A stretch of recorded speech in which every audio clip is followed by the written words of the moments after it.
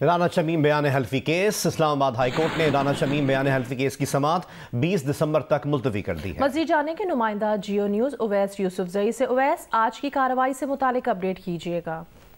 جی دیکھیں، آج chief justice اطہر من اللہ نے گلگت بلتستان کی سپریم اپیلیٹ کورٹ کے سابق چیف جج رانا شمیم کے بیان حلفی کی سٹوری پر توہین عدالت کیس کی سماعت کی تو اٹارنی جنرل کو ایک درخواست دی گئی عدالت کی جانب سے جو رانا شمیم نے دی تھی۔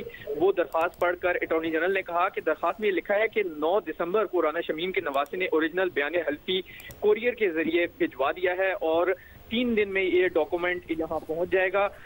عدالتی معاون جو secretary general P F U J Nasir Zaidi ہیں وہ بھی عدالت میں پیش ہوئے۔ ان سے عدالت نے پوچھا تو ناصر زیدی کا یہ کہنا تھا کہ بیان حلفی دینے والا اگر اس کی تصدیق کر رہا ہے تو وہ شائع ہونا چاہیے۔ انصار عباسی بہترین صحافی ہیں اور حقائق پر مبنی رپورٹنگ کرتے ہیں۔ چیف جسٹس اطہر من اللہ نے کہا اگر وہ ڈاکومنٹ خفیہ ہو تو کیا پھر بھی یہ بیان حلفی شائع ہونا چاہیے؟ جو ہیڈ لائن شائع ہوئی اس پر غور کریں، زیر التوا اپیلوں پر اس طرح رپورٹنگ نہیں ہو سکتی۔ انہوں نے کہا کہ پریویلیج ڈاکومنٹ لیک ہونے پر نوٹری پبلک کے خلاف بھی انکوائری شروع ہو سکتی ہے، آپ انٹرنیشنل اصول بتائیے گا۔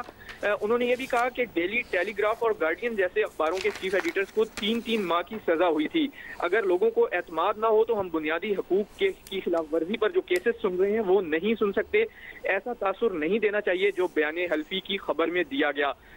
اٹارنی جنرل عدالت میں پیش ہوئے اور انہوں نے جو شوکاز نوٹس پر رانا شمیم کا جواب تھا وہ پڑھ کر سنایا اور انہوں نے کہا کہ اس جواب میں واضح طور پر یہ لکھا ہے رانا شمیم نے کہ اگر عدلیہ کی توہین مقصود ہوتی تو بیان حلفی پاکستان میں ریکارڈ کرا کے میڈیا کو دے دیتے۔ انصار عباسی عدالت میں پیش ہوئے اور انہوں نے کہا کہ انہوں نے یہ بیان حلفی شائع کرنے سے پہلے نہ صرف رانا شمیم کا موقف معلوم کیا تھا بلکہ ایسی کوئی بات بھی نہیں ہوئی تھی جس میں رانا شمیم نے انہیں یہ بیان حلفی شائع کرنے سے روکا ہو یا یہ کہا ہو کہ یہ پریویلیج ڈاکومنٹ ہے، جس پر اٹارنی جنرل کا یہ کہنا تھا کہ اب دونوں کی باتوں میں تضاد سامنے آ رہا ہے، لہٰذا آپ ایک بیان حلفی نیا مانگیں جو رانا شمیم ہیں ان سے اور کاؤنٹر ایفیڈیوٹ جمع کرانے کی ہدایت کریں تمام توہین عدالت کی کارروائی کا سامنا کرنے والوں کو تاکہ ان بیان حلفی کی روشنی میں ان سے سوال جواب ہو سکیں۔ اور انہوں نے اس کیس میں فرد جرم عائد کرنے کی استدعا کرتے ہوئے کہا کہ وہ بطور پروزیکیوٹر پیش ہوں گے، پہلے ابتدائی سماعت ہو، ایفیڈیوٹ جمع ہو، کاؤنٹر ایفیڈیوٹ آئیں اور اس کے بعد عدالت اس کیس میں توہین عدالت کی فرد جرم عائد کرے۔ اب اس کیس کی سماعت 20 دسمبر تک ملتوی کر دی گئی ہے۔ بہت شکریہ اویس یوسف زئی اپڈیٹ کرنے کے لیے۔